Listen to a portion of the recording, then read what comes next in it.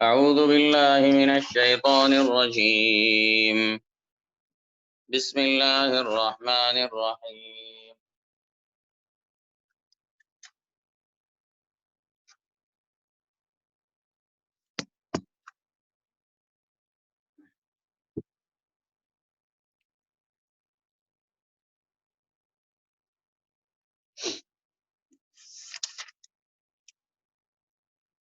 والله أنزل من السماء ماء فأحيا به الأرض بعد موتها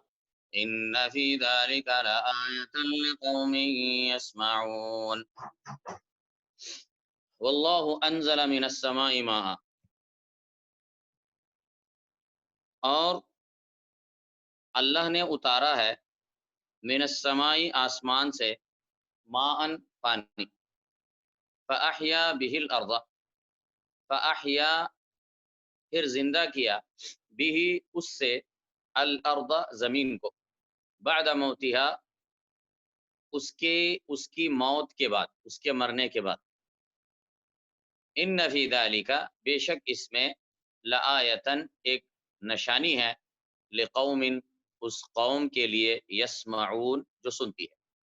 تو اب آنے والی آیتوں میں اللہ تعالیٰ نے پھر اپنی بہت ساری نشانیاں جو آفاق اور انفس میں، زمین اور آسمان اور ان کے بیچ میں ایک انسان ملاحظہ اور مشاہدہ کر سکتا ہے، ایسی نشانیوں کو اللہ تعالیٰ نے بیان کیا ہے تاکہ انسان ان کو دیکھ کر اللہ سبحانہ و تعالیٰ پر ایمان لائے، اس کی توحید پر ایمان لائے، اس کی قدرت کاملہ اور علم کامل پر ایمان لائے اور اللہ تعالیٰ کی طرف رجوع کرے۔ واللہ انزل من السماء ماء، اور اللہ نے اتارا ہے آسمان سے پانی،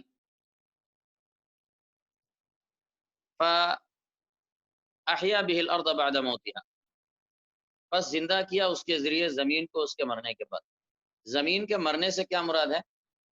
زمین کے مرنے سے یا زمین کی موت سے مراد یہ ہے کہ زمین کا سوکھ جانا اور اس کی نباتات کا ختم ہو جانا، اور زندہ ہونے سے مراد یہ ہے کہ پھر سے زمین کی نباتات کا نکلنا اور فصلوں اور ہریالی کا اور گھاس کا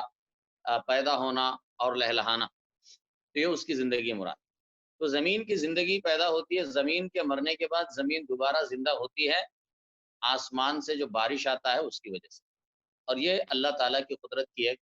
بڑی نشانی ہے اور اللہ تعالیٰ کی احسانات اور نعمتوں میں سے ایک بڑی نعمت ہے اور احسان ہے بندوں کے اوپر اور جانداروں کے اوپر اس دنیا کے اندر، کیونکہ اس دنیا میں انسان اور دیگر جانداروں کی زندگی کا دار مدار بارش کے اوپر ہے۔ ان فی ذلک لآیۃ لقوم یسمعون، بے شک اس میں البتہ ایک نشانی ہے اس قوم کے لیے جو سنتی ہے۔ سنتی ہے سے مراد یہ ہے کہ جو قبول کرنے کی نیت سے سنتی ہے، جو سمجھ اور عقل کے ساتھ سنتی ہے، تو اچھی نیت کے ساتھ سنتی ہے، فائدہ اٹھانے کی نیت سے سنتی ہے، تو ان کے لیے ان چیزوں کے اندر اللہ تعالیٰ کی بڑی نشانیاں موجود۔ وَإِنَّ لَكُمْ فِي الْأَنْعَامِ لَعِبْرَةً، اور بے شک تمہارے لیے فی الانعام چوپایوں میں لعبرہ البتہ ایک عبرت ہے۔ نسقیکم مما فی بطونہ، ہم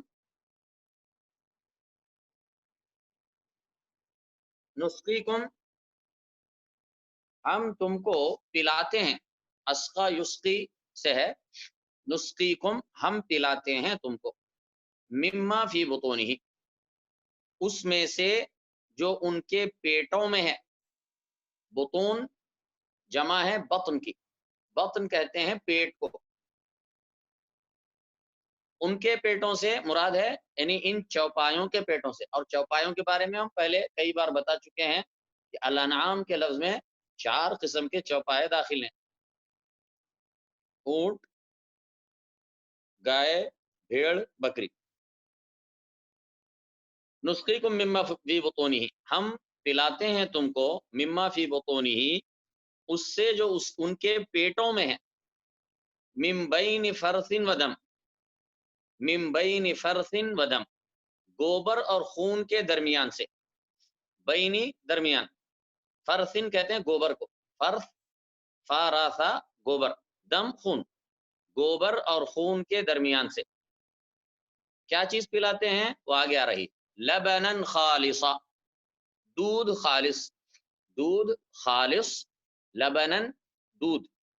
دیکھیں یہاں پر ایک بات ملاحظہ کریں، یہاں پر جو لوکل عربی ہے، یہاں پر لبن چھاچھ کو کہتے ہیں اور دودھ کے لیے حلیب کا لفظ بولتے ہیں، لیکن عربی زبان میں جو اصل عربی ہے، فصیح عربی ہے، تو اس میں لبن سے مراد دودھ ہوتا ہے، لبنن خالصا، دودھ خالص، خالص، سائغن مزیدار، للشاربین پینے والوں کے لیے، شاربین شارب کی جمع، پینے والوں کے لیے۔ تو اللہ تعالیٰ اپنی ایک نعمت بتا رہا ہے اور قدرت کی نشانی بھی بتا رہا ہے کہ اللہ تعالیٰ ان چوپایوں کے پیٹوں میں سے صاف ستھرا اور خالص اور تقویت دینے والا صحت بخش دودھ نکالتا ہے، جبکہ یہ جو دودھ نکلتا ہے یہ راستہ جو ان کا ہے گزرنے کا، گوبر اور خون کے راستوں سے کے درمیان سے گزرتا ہے، اور ان کے بازوؤں سے، ان کے درمیان سے گزرتے ہوئے انتہائی صاف ستھرا اور خالص دودھ اللہ تعالیٰ پینے کے لیے بندوں کو فراہم کرتا ہے۔ اللہ تعالیٰ نے سب کی گزرگاہ الگ رکھی، اگرچہ کہ وہ ساتھ مل کر بہتے ہیں راستے، تو گوبر کی ایک گزرگاہ ہے اور خون کی ایک گزرگاہ ہے اور دودھ کی ایک گزرگاہ ہے، اور گوبر اور خون کے درمیان سے ہوتا ہوا یہ دودھ صاف ستھرا بالکل غیر ملوث شکل میں یہ اللہ تعالیٰ بندوں کو ان جانوروں کے پیٹوں سے فراہم کرتا ہے۔ تو یہ اللہ تعالیٰ کی ایک طرف قدرت ہے کہ دیکھو اللہ تعالیٰ کی کیا شان ہے، کیا قدرت ہے کہ پیٹ سے جو ہے نا ان کے اندر سے اتنا صاف شفاف دودھ، سفید دودھ نکلتا ہے جس میں نہ کوئی گندگی اس کے اندر ملوث نہیں ہو پاتی، اور دوسری طرف اس میں اللہ تعالیٰ کا بندوں پر جو کرم ہے، جو احسان ہے، اللہ تعالیٰ نے بندوں کو جو بہترین رزق عطا فرمایا ہے وہ بھی اس سے ہمیں معلوم ہوتا ہے۔ ومن ثمرات النخیل والاعناب، ومن ثمرات النخیل والاعناب، اور کھجور اور انگور کے پھلوں سے، ثمرات ثمرتن کی جمع ہے پھل، النخیل نخلتن کی جمع ہے جس کا معنی ہے کھجور کا درخت، الاعناب عنب کی جمع ہے انگور، اور کھجور اور انگور کے پھلوں سے تتخذون تم تیار کرتے ہو، تتخذون تم بنا لیتے ہو یا تم تیار کر لیتے ہو، منہ ان سے، سکرن نشہ آور چیز، نشے والی چیز، سکر سکرن نشہ آور چیز، ورزقا حسنا اور بہترین رزق۔ اسی طریقے سے اللہ تعالیٰ نے انسانوں کے لیے جو مختلف میوے اور پھل پیدا کیے ہیں، ان میں یہاں پر خاص طور سے دو پھلوں کا یا میووں کا ذکر آ رہا ہے کہ جو انسان کی صحت کے لیے بہت مفید ہے، اور یہ اللہ تعالیٰ کی طرف سے ایک بہترین رزق ہے، اور وہ دونوں ہیں کھجور اور انگور۔ اور پھر انسان ان کو خود بھی کھاتا ہے، پھر ان سے پھر وہ مختلف چیزیں، مصنوعات خود تیار کرتا ہے، تتخذون منہ سکرا، تم بناتے ہو اس سے نشے اور چیزیں، ورزقا حسنا اور بہترین رزق، یعنی انسان ان کے ذریعے سے پھر دوسری اس میں کچھ تبدیلی کر کے، کچھ ملا کے اس سے نئی چیزیں تیار کرتا ہے۔ تو اس میں یہاں پر ایک نوٹ کرنے کی بات یہ ہے کہ سکرن کا لفظ استعمال ہوا ہے، تو اللہ تعالیٰ نے اپنی نعمتوں میں سکر کو بھی ذکر کیا ہے کہ کھجور اور انگور سے تم نشہ آور چیز تیار کرتے ہو اور ان کو استعمال کرتے ہو۔ تو اس کا لفظ کیوں استعمال کیا ہے جبکہ نشے والی چیز تو حرام ہے؟ تو اس کا جواب یہ ہے کہ اللہ تعالیٰ نے اس کو، شراب کی حرمت یہ بعد میں سورہ مائدہ میں نازل ہوئی۔ سورہ مائدہ یہ مدنی صورت ہے، اس میں جو ہے شراب کی حرمت کا حکم نازل ہوا، اور یہ صورت پہلے کی صورت ہے، اور اس وقت جو ہے شراب حرام نہیں تھی اور شراب پی جاتی تھی، اور صحابہ کرام بھی بہت شراب پیا کرتے تھے، اسلام لانے کے بعد شراب پیتے تھے، یہاں تک کہ اللہ تعالیٰ نے شراب کو حرام کر دیا۔ جب اللہ تعالیٰ نے شراب کو حرام کر دیا تو سب نے اس کو فوری طور سے اس کو چھوڑ دیا، تو یہ اس سے پہلے کی صورت ہے۔ تو اس کے بعد سے جو ہے نا اس کی جو حلت تھی، یعنی اس کا حلال ہونے کا جو حکم تھا وہ ختم ہو گیا، اور وہ حرام کہلائی جانے لگی۔ تو اس سے پہلے یہ صورت نازل ہوئی تھی، تو اسی مناسبت سے یہاں پر سکر کا بھی ذکر آیا ہے اللہ تعالیٰ کی نعمتوں کے درمیان۔ لیکن ایک چیز یہاں پر بھی نوٹ کرنے کی، اس کے باوجود اللہ تعالیٰ نے، چونکہ لوگ وہاں پر اس سے نشہ آور چیزیں تیار کرتے تھے کھجور اور انگور سے، اور ان کا استعمال کرتے تھے، تو اس کو اللہ تعالیٰ نے اس میں ذکر فرمایا ہے، لیکن ساتھ میں حسنن کا لفظ نہیں استعمال کیا سکر کے ساتھ، لیکن رزق کے ساتھ اللہ نے حسنن کا استعمال کیا، وہ رزقاً حسنا، اور رزق بہترین۔ تو اللہ تعالیٰ نے اس میں بھی ایک لطیف اشارہ ہے کہ سکر کوئی اچھی چیز نہیں ہے، حسن چیز نہیں ہے، اگرچہ کہ اس وقت وہ حلال تھی، لیکن اللہ تعالیٰ نے پھر بھی اس کے ساتھ حسن کا لفظ استعمال نہیں کیا، جبکہ جو اس کے علاوہ جو لوگ دوسری چیزیں بغیر نشے کی چیزیں جو تیار کرتے تھے، اللہ نے ان کو رزق کہا اور اس کے ساتھ حسنن کا لفظ استعمال کیا۔ تو اس میں بھی ایک لطیف اشارہ ہے کہ جو ہے نا یہ سکر والی جو چیزیں ہیں، سکر والی یا جو نشے والی چیزیں جو اس سے بنائی جاتی ہیں، وہ بہتر نہیں ہیں۔ تو یہ اس طرح یوں بھی کہہ سکتے ہیں کہ یہ شراب کی حرمت کا بہت ہی ابتدائی مرحلہ ہے، جب اللہ تعالیٰ، کیونکہ شراب اللہ تعالیٰ نے حرام کی تھی، کئی مراحل میں اللہ تعالیٰ نے اس کو بتدریج طریقے سے حرام فرمایا۔ ان فی ذلک لآیۃ لقوم یعقلون، بے شک اس میں لآیۃ ایک نشانی ہے، البتہ ایک نشانی ہے، لقوم یعقلون، ان لوگوں کے لیے جو عقل رکھتے ہیں۔ عقل رکھتے ہیں سے مراد جو عقل کو استعمال کرتے ہیں، عقل سے فائدہ اٹھاتے ہیں، اپنی عقل کے ذریعے سے ان چیزوں پر غور کرتے ہیں، اور غور کر کے اللہ تعالیٰ کی توحید اور اس کی قدرت کاملہ کی طرف رہنمائی حاصل کرتے ہیں۔ وَأَوْحَى رَبُّكَ إِلَى النَّحْلِ، اور وحی کی تیرے رب نے، اور وحی کی تیرے رب نے، إِلَى النَّحْلِ، شہد کی مکھی کی طرف۔ النحل شہد کی مکھی، اور یہ جمع ہے،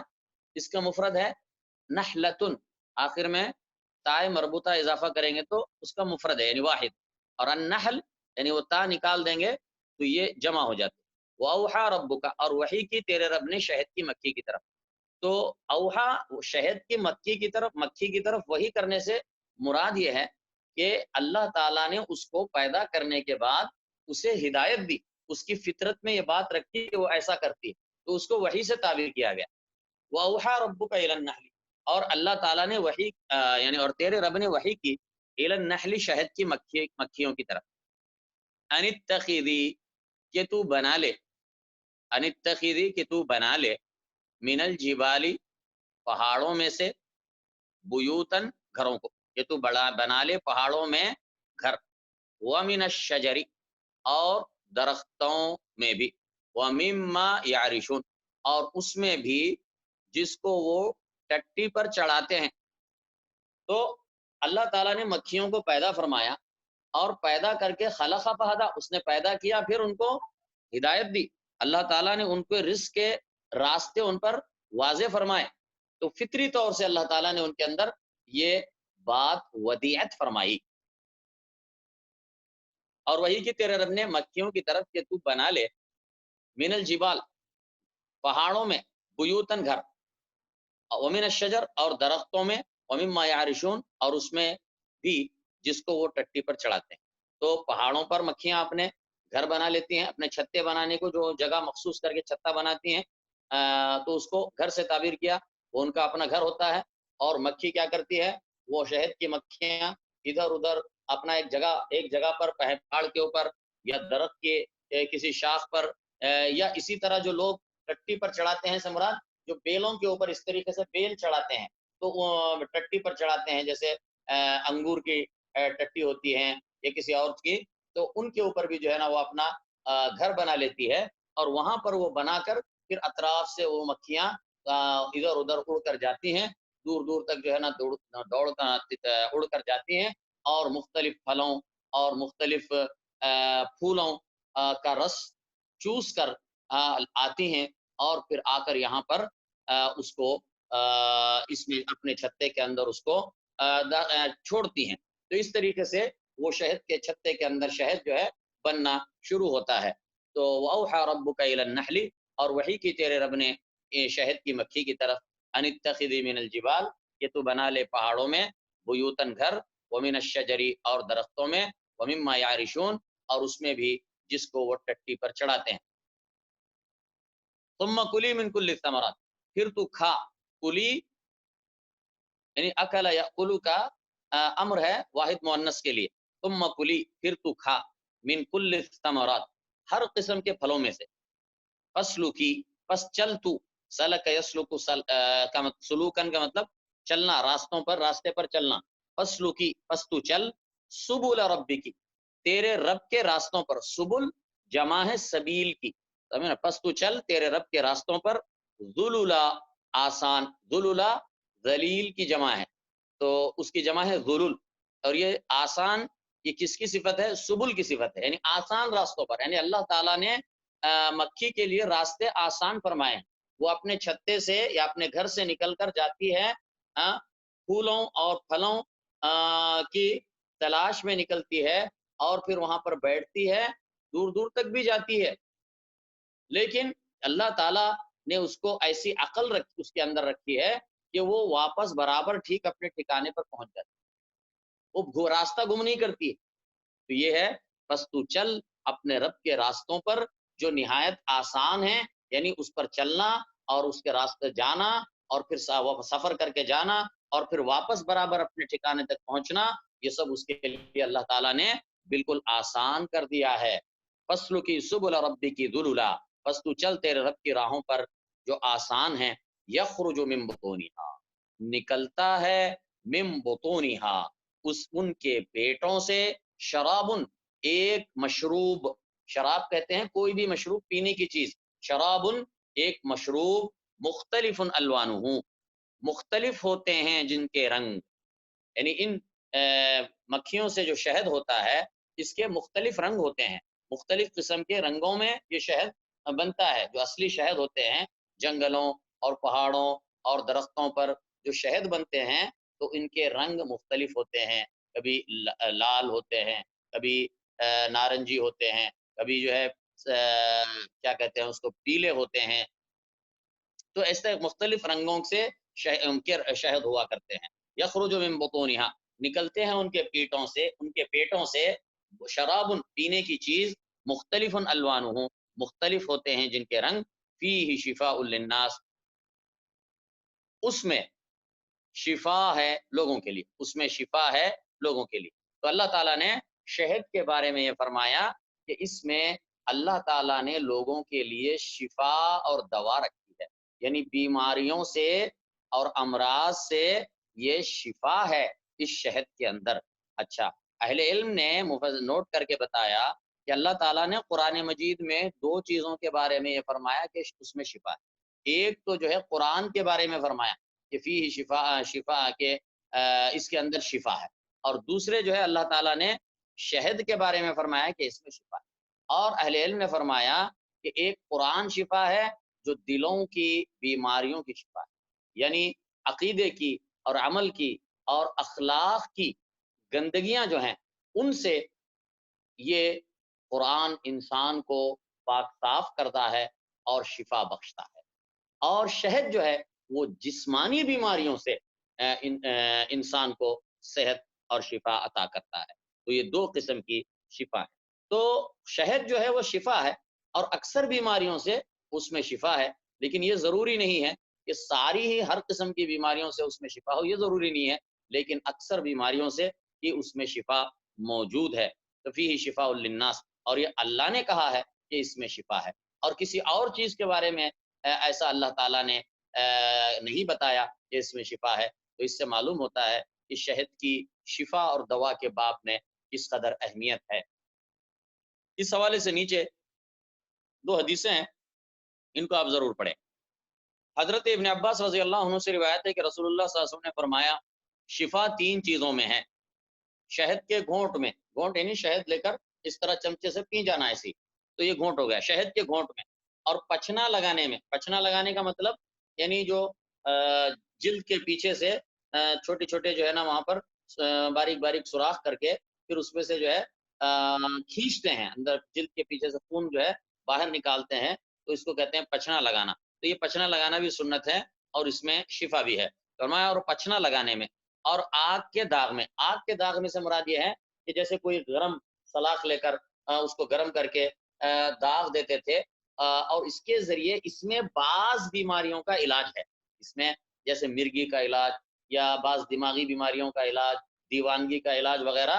اس کے اندر بعض بیماریوں کا علاج پایا جاتا ہے۔ لیکن آگے حدیث پڑھیں۔ اور تو شفا 3 چیزوں میں ہے، شہد کے گھونٹ میں اور پچھنا لگانے میں اور آگ کے داغ میں۔ اور پھر آگے فرمایا اور میں میری امت کو داغ لینے سے منع کروں، لیکن آپ نے اپنی امت کو اگرچہ کے داغ لینے میں، آگ کے دہکتے ہوئے شعلے سے داغ لینے میں بعض بیماریوں سے شفا ہے، لیکن آپ نے فرمایا کہ میں اس علاج کو میری امت کے لیے پسند نہیں کرتا، میں اسے اپنی امت کے لیے تجویز نہیں دیتا، اس کی سجیشن نہیں دیتا، کیونکہ اس میں آگ سے جلانا ہے، اور آگ سے جلانا بہت ہی تکلیف دہ اور انتہائی دردناک عمل ہے، تو اسی لیے اللہ کے نبی صلی اللہ علیہ وسلم نے امت کے لیے اس کو پسند نہیں فرمایا۔ دوسری حدیث میں ابو سعید خدری رضی اللہ عنہ سے روایت ہے کہ ایک آدمی نے آ کر نبی صلی اللہ علیہ وسلم سے کہا کہ میرے بھائی کا پیٹ چل گیا ہے، یعنی اسہال ہو گیا ہے، یعنی خروج ہو رہا ہے مسلسل۔ آپ نے اسے فرمایا اسے جا کر شہد پلا، اس نے شہد پلایا، پھر آپ کے پاس آیا، پھر کہا میں نے اسے شہد پلایا لیکن اسہال اور زیادہ ہو گیا، پہلے دن پلایا تو بعد میں اس کا اسہال اور زیادہ ہو گیا، 3 بار ایسا ہی ہوا۔ تو اللہ کے نبی نے جب بھی وہ آتا اسے کہتے تھے جا شہد پلا، پھر وہ کہتا واپس آیا، کہا اللہ کے نبی میں نے شہد پلا، پھر اور زیادہ ہو گیا، آپ نے کہا جا شہد، 3 بار ایسا ہوا، چوتھی مرتبہ وہ آیا تو آپ نے اس سے فرمایا اسے شہد پلا، تو اس نے کہا میں نے اسے شہد پلایا ہے لیکن اس سے تو اسہال زیادہ ہو رہا ہے۔ رسول اللہ صلی اللہ علیہ وسلم نے فرمایا اللہ نے سچ کہا ہے اور تیرے بھائی کے پیٹ نے جھوٹ بولا۔ اللہ نے سچ کہا ہے، یعنی اللہ نے کہا کہ فی شفاء للناس، تو اللہ نے سچ کہا ہے، اور تیرے بھائی کے پیٹ نے جھوٹ بولا، جا اسے شہد پلا۔ پھر وہ شخص گیا اور اس نے اسے پھر سے شہد پلایا، پھر وہ شخص ٹھیک ہو گیا۔ ان فی ذلک لآیۃ لقوم یتفکرون، بے شک اس میں البتہ ایک نشانی ہے ان لوگوں کے لیے جو غور و فکر کرتے ہیں۔ دیکھو اللہ تعالیٰ نے پہلے کہا لقوم یعقلون، اور یہاں پر فرمایا لقوم یتفکرون، اور اس سے پہلے فرمایا لقوم یسمعون۔ تو اصل میں کیا ہے، یہ بہت ساری چیزیں ہیں، اللہ کی نشانیاں ہیں جو ہمارے اطراف و اکناف میں پھیلی ہوئی ہیں، ہاں، جنہیں ہم دیکھتے ہیں، ہمارے اطراف میں دیکھتے ہیں، لیکن کون ہے جو ان پر غور کرتا ہے؟ اللہ کہتا ہے ان پہ غور کرنے کی دعوت دیتا ہے۔ ان چیزوں سے ہم ایسے ہی گزر جاتے ہیں، عام لوگ ہم اسی طرح گزر جاتے ہیں، اور یہی ہماری ہے، یہ خرابی ہے۔ ہمیں چاہیے کہ اس پہ غور کریں، یہ کس نے بنایا ہے سارا سسٹم،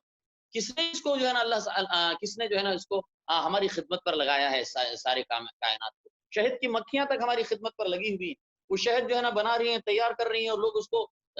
صدیوں سے، ہزاروں سال سے جو ہے نا اس کو استعمال کرتے آ رہے ہیں،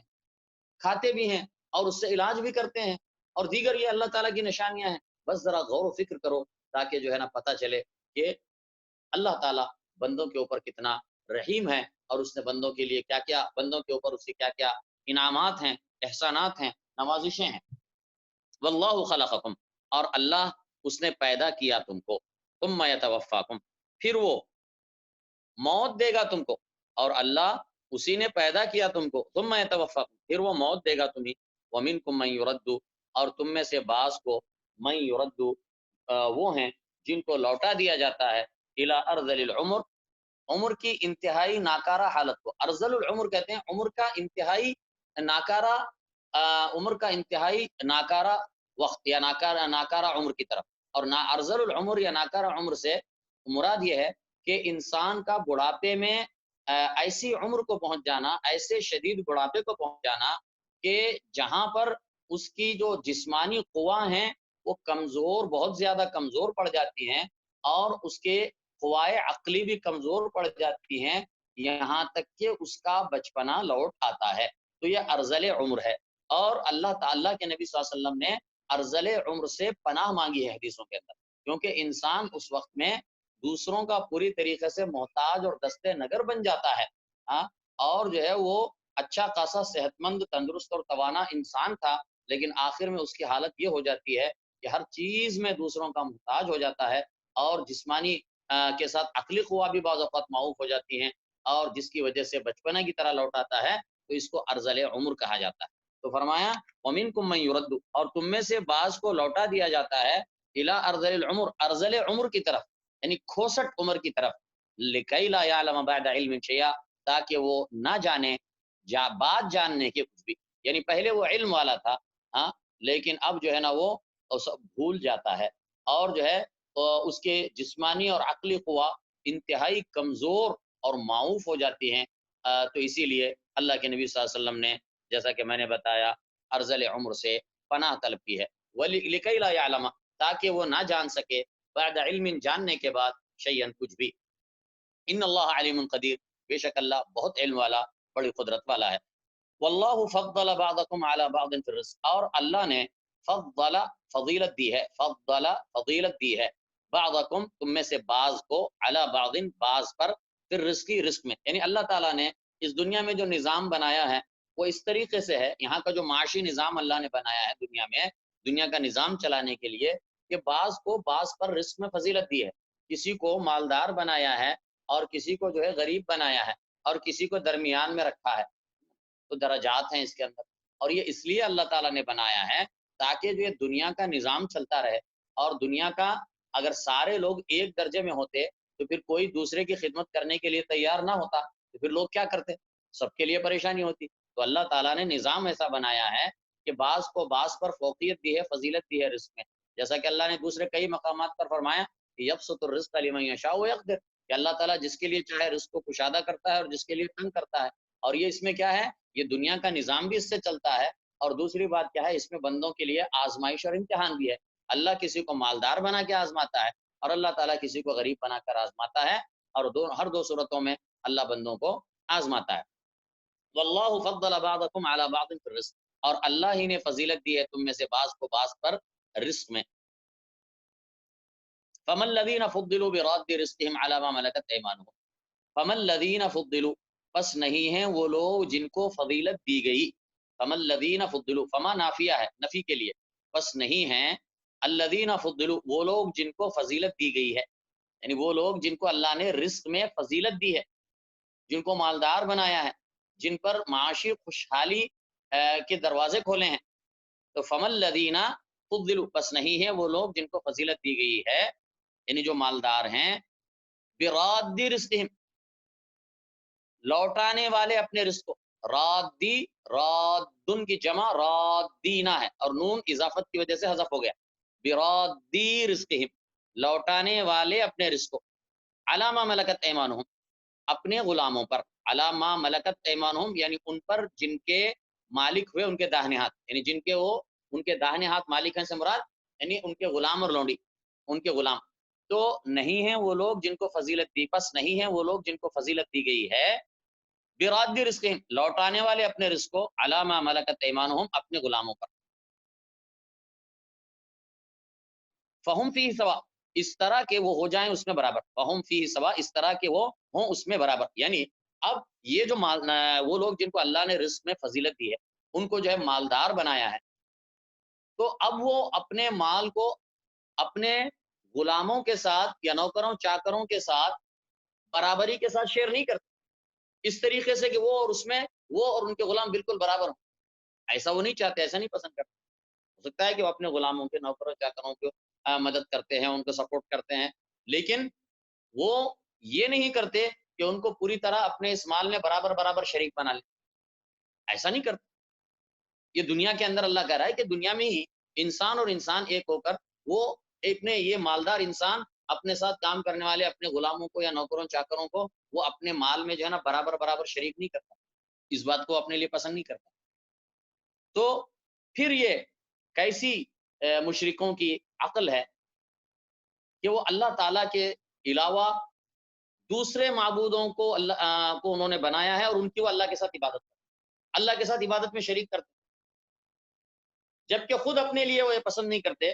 کہ اپنے مال میں اپنے غلاموں کو برابر برابر طریقے سے شریک کر لیں۔ تو اللہ تعالیٰ بھی بدرجولہ اس بات کو پسند نہیں فرماتا، جو کہ خالق ہے، جو کہ جس نے سب کو پیدا کیا ہے، وہ بھی یہ نہیں اللہ تعالیٰ یہ نہیں چاہتا کہ جو ہے نا اس کے جو غلام ہیں، اور سارے کے سارے اس کے غلام ہیں، سارے کے سارے اس کے بندے ہیں، اور سب اس کی مخلوق ہیں، کہ ان کو اللہ تعالیٰ کے ساتھ برابر برابر طریقے سے شریک کیا جائے، اور جو ہے نا جس طرح اللہ کی عبادت کی جاتی ہے ان کی بھی، اس کے غلاموں کی بھی عبادت کی جائے۔ اللہ تعالیٰ اس بات کی نہ اجازت دیتا ہے، نہ اس بات کو وہ پسند فرماتا ہے۔ فَمَا الَّذِينَ فُضِّلُوا بِرَادِّ رِزْقِهِمْ، بس نہیں ہے وہ لوگ جن کو فضیلت دی گئی ہے براد رزقہم، لوٹانے والے اپنے رزق کو، یعنی دینے والے اپنے رزق کو، علامہ ملکت ایمانہم، اپنے غلاموں پر، فہم فیہ سوا، اس طریقے سے کہ وہ اس میں برابر ہوں، یعنی ہو سکتا ہے کہ وہ اس میں سے تھوڑا سا دے، لیکن اس طریقے سے ان کو دے کہ دونوں برابر ہو جائیں شیئرنگ میں، جیسے اپنے لیے ویسے اس کے لیے جو چاہے استعمال کرو، ایسا نہیں کرتا۔ افبنعمت اللہ یجحدون، کیا پس اللہ کی نعمت کا وہ انکار کرتے ہیں، یعنی اللہ تعالیٰ کی نعمتوں کو پا کر وہ انکار کرتے ہیں ان نعمتوں سے، اور غیر اللہ کی عبادت کرتے ہیں اللہ کو چھوڑ کر۔ واللہ جعل لکم من انفسکم ازواجا، اور اللہ نے بنائے ہیں تمہارے لیے، من انفسکم تمہاری جانوں سے، ازواجن جوڑے، یعنی اللہ تعالیٰ نے اس کے جو نوازشوں میں سے، انعامات میں سے، احسانات میں سے، بندوں پر اس کے افضال میں سے ایک چیز یہ ہے کہ اللہ تعالیٰ نے انسانوں کے لیے انہی کے اندر سے مراد جن سے بشر میں سے اللہ تعالیٰ نے ان کے جوڑے بنائے، ان کے لیے بیویاں بنائیں، انسانوں کے اندر ہی سے جو ہے نا ان کے لیے ان کے جوڑے بنائے ہیں، ازواج بنائے ہیں۔ واللہ جعل لکم من انفسکم ازواج، اور اللہ نے بنائے ہیں تمہارے لیے تمہاری جانوں سے جوڑے، وجعل لکم من ازواجکم بنین وحفدہ، اور بنائے تمہارے لیے من ازواجکم تمہارے جوڑوں سے، بنینا بیٹے، وحفدہ اور پوتے، بنینا ابن کی جمع ہے بیٹے، حفدہ حفدتن یہ حفید کی جمع ہے، حفید کہتے ہیں پوتے کو، اور بنائے اس نے تمہارے لیے تمہاری بیویوں سے بیٹے اور پوتے، ورزقکم من الطیبات، اور اس نے رزق دیا تم کو پاکیزہ چیزوں میں سے، افبالباطل یؤمنون، کیا پس وہ باطل پر ایمان لاتے ہیں، وبنعمت اللہ ہم یکفرون، اور اللہ کی نعمت سے وہ کفر کرتے ہیں، یعنی اللہ تعالیٰ کی عبادت کرنے کے بجائے وہ اللہ کے ساتھ دوسروں کو شریک کرتے ہیں، اور بتوں کی اور غیر اللہ کی عبادت کرتے ہیں، جو جو کہ ناحق ہے اور باطل ہے۔ وَيَعْبُدُونَ مِن دُونِ اللَّهِ، اور وہ عبادت کرتے ہیں اللہ کے علاوہ، مَا لَا يَمْلِكُ لَهُمْ، ان کی جو اختیار نہیں رکھتے ان کے لیے، اور وہ عبادت کرتے ہیں اللہ کے سوا ان کی، مَا لَا يَمْلِكُ لَهُمْ، جو اختیار نہیں رکھتے ان کے لیے، رزقاً کسی بھی رزق کا، یعنی اللہ کو چھوڑ کر ان کی عبادت کرتے ہیں جو ان کے رزق کا، ان کو رزق دینے کا اختیار نہیں رکھتے، رزق تو اللہ دیتا ہے بھائی، اللہ رزق دیتا ہے، لیکن یہ ان کی عبادت کر رہے ہیں، لات کی، عزا کی، منات کی، ہاں انسانوں کی، اولیاء کی، انبیاء کی، شہیدوں کی، جنوں کی، فرشتوں کی، پتہ نہیں جھاڑوں کی، درختوں کی، کس کس کی عبادتوں میں لگے ہوئے ہیں، جبکہ یہ لوگ تو رزق نہیں دیتے، رزق دینے والا تو اللہ ہے، اور یہ غیر کی جو ہے نا عبادت کر رہے ہیں، جو کہ انہیں ذرہ برابر بھی رزق دینے کے مالک اور مختار نہیں ہے۔ یہ کیسا عجیب معاملہ ہے ان مشرکوں کا۔ وَيَعْبُدُونَ مِن دُونِ اللَّهِ، اور وہ عبادت کرتے ہیں اللہ کے سوا، مَا لَا يَمْلِكُ لَهُمْ رِزْقًا، ان کی جو مالک نہیں ہے ان کے لیے رزق کے، من السماوات والارض شیئا، آسمانوں اور زمین میں سے کچھ بھی، یعنی آسمانوں میں سے یعنی نہ بارش اتار سکتے ہیں، نہ زمین سے جو ہے وہ پودے اور نباتات کو اگا سکتے ہیں، نہ آسمان سے وہ رزق دینے کے قادر ہیں، نہ زمین سے رزق دینے پر قادر ہیں، پھر یہ جو ہے نا ان کے پیچھے پیچھے دوڑے جاتے ہیں اور ان کی جو ہے نا عبادتیں کرتے ہیں اور ان سے دعائیں مانگتے ہیں، تو یہ کیسی جو ہے ان کی بدبختی ہے، یا کیسا جو ہے یہ انتہائی شرمناک عمل ہے۔ ولا يستطيعون، اور نہ ہی وہ اس کی استطاعت رکھتے ہیں، فلا تضربوا للہ الامثال، پس تم نہ بیان کرو، فلا تضربوا پس تم نہ بیان کرو، للہ اللہ کے لیے، الامثال مثالیں، الامثال مثل کی جمع ہے، پس تم اللہ کے لیے مثالیں مت بیان کرو، ان اللہ یعلم وانتم لا تعلمون، بے شک اللہ جانتا ہے اور تم نہیں جانتے، اللہ کے لیے مثالیں مت بیان کرو۔ تو اصل میں مشرکین جو ہے اپنے شرک کی تائید میں مثالیں بیان کرتے ہیں، تو اللہ تعالیٰ نے اسی لیے کہا اللہ کے بارے میں تم مثالیں بیان مت کرو، تم کیا جانتے ہو، کیا جانتے ہو اللہ تعالیٰ کے بارے میں، جو تم جو ہے نا اللہ تعالیٰ کے بارے میں اپنی مرضی سے مثالیں بیان کرو۔ اصل میں مشرکین مثال کے طور پر جیسے مشرکین کہتے ہیں اپنے شرک کے جواز میں مثال بیان کرتے کہتے ہیں کہ دیکھو اگر کسی بادشاہ سے آپ کو کوئی کام ہے اور بادشاہ تک اگر آپ کو پہنچنا ہے درخواست دینا ہے تو آپ براہ راست بادشاہ کے پاس نہیں پہنچ سکتے. آپ کو وہاں پر جو ہے نا سیکورٹی ہوتا ہے, وہاں پر اس کے جو ہے وزراء ہوتے ہیں, وہاں پر اس کے سیکریٹریز ہوتے ہیں, آپ کو ان تک جانا پڑتا ہے, ان تک پہنچنا پڑتا ہے, آپ ڈائریکٹ بادشاہ تک نہیں پہنچ سکتے. تو یہ مثال دے کر پھر وہ اپنے شرک کے لیے اس مثال سے جواز بناتے ہیں, کہتے ہیں کہ دیکھو اسی طریقے سے ہاں اللہ تعالیٰ سے آپ ڈائریکٹ نہیں پہنچ سکتے, ہاں تم گناہگار لوگ ہو, ہاں ہم گناہگار بندے ہیں, ہم ڈائریکٹ نہیں جا سکتے. تو اس کے لیے ضروری ہے کہ اللہ تعالیٰ کے کچھ نائبین ہیں یا اس کے کچھ مقرب بندے ہیں جن سے اللہ بہت محبت کرتا ہے, تو ان تک جا کر درخواستیں دینا ہے, ان سے جو ہے دعائیں کرنا ہے, ان کے لیے نظر و نیاز چڑھانا ہے, تو پھر وہ خوش ہو کر اللہ تعالیٰ کے پاس تمہاری بات پہنچائیں گے. اب انہوں نے کیا کیا, اللہ تعالیٰ کے لیے مثال,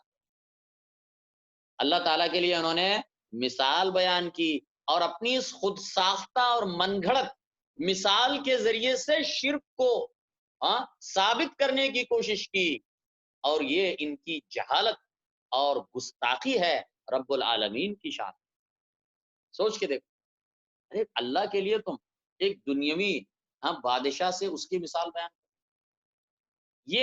یہ جو دنیاوی بادشاہ ہے یا حاکم ہے وہ تو تمہاری طرح کا ایک انسان, اس کی صلاحیتیں محدود ہیں, جبکہ اللہ سبحانہ و تعالیٰ ہر چیز پر قوی اور قادر. یہ دنیاوی بادشاہ اور حاکم یہ خود محتاج ہوتا ہے, اور اللہ تعالیٰ کسی کا محتاج بالکل نہیں. یہ دنیاوی حاکم اور بادشاہ یہ بیک وقت سب کی سن نہیں سکتا, بیک وقت سب کو دیکھ نہیں سکتا, بیک وقت سب کا علم نہیں رکھتا, تو اسی لیے وہ اپنے وزراء اور عوام کا محتاج ہے, ان کے بغیر وہ کاروبار مملکت نہیں چلا سکتا. لیکن اللہ تعالیٰ کی شان تو نرالی ہے, وہ تو ایک وقت میں سب کی سنتا ہے, ایک وقت میں سب کو دیکھتا ہے, اور ہر چیز کا علم رکھتا ہے. کوئی چیز اسے دوسری چیز سے مشغول نہیں کرتی, کوئی کسی چیز میں اگر وہ مشغول ہے تو اس کی وجہ سے دوسری چیز سے غافل نہیں ہوتا. تو اللہ کا اور بندے کا کوئی مقابلہ اور مقارنہ ہے ہی نہیں, کمپیریزن ہے ہی نہیں. تو اس کے لیے اللہ تعالیٰ کے باب میں آ کر اللہ تعالیٰ کے بارے میں مثالیں دینا, اپنی مرضی سے دنیاوی مثالیں دے کر شرک کو ثابت کرنے کی کوشش کرنا, یہ اللہ کی شان میں شدید ترین گستاخی. اور آپ غور کریں کہ یہی اسی مثالیں آج بھی جو مسلمانوں میں ہمارے اپنے مسلمان یعنی بھائیوں کے اندر جو خبر پرست مسلمان ہیں جو شرک کرتے ہیں اور جو ہے نا غیر اللہ کے سامنے نظر و نیاز چڑھاتے ہیں, رکوع سجود کرتے ہیں, تو ان کا بھی دیکھیں اسی قسم کی مثالیں بیان کرتے ہیں جو اللہ نے سب بتا دیا ہے قرآن کے اندر. لیکن مشکل یہ ہے کہ قرآن